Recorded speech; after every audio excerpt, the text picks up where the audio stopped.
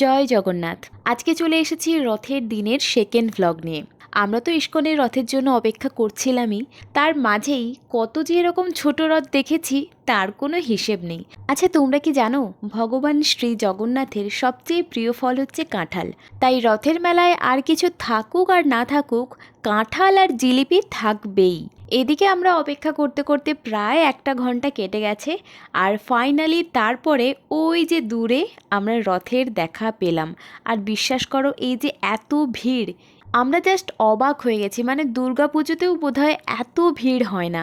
তো যাই হোক, ভীষণ ভালো লাগছিল, সাথে একটু ভয়ও ছিল যে হঠাৎ করে যেন বৃষ্টি না এসে পড়ে।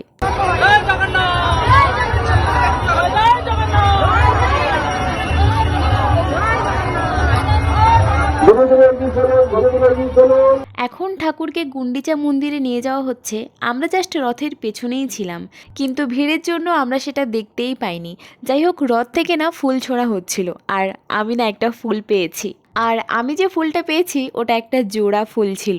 যাই হোক, ফুল হাতে নিয়ে কোনো রকমে ভিড়টা ঠেলে আমরা মন্দিরের ভিতরে প্রবেশ করে গেছি। তারপর ওখানে ঠাকুর দর্শন করেই আমরা চলে গেছিলাম মেলাতে। যেহেতু কয়েকদিন প্রচণ্ড বৃষ্টি হচ্ছিল, তাই মেলার মাঠের অবস্থা প্রচণ্ড খারাপ। এত কাদা চারিদিকে, স্লিপ কেটে পড়ে যাওয়ার ভয়, কিন্তু তার সত্ত্বেও আমরা সবাই মেলাতে ঢুকেছি। বাড়ি আসতে সেদিন প্রায় রাত 10টা বেজে গেছিলো। যাই হোক, চলো আজকের আসছি, দেখা হচ্ছে তোমাদের সাথে পরবর্তী কোনো ভিডিওতে।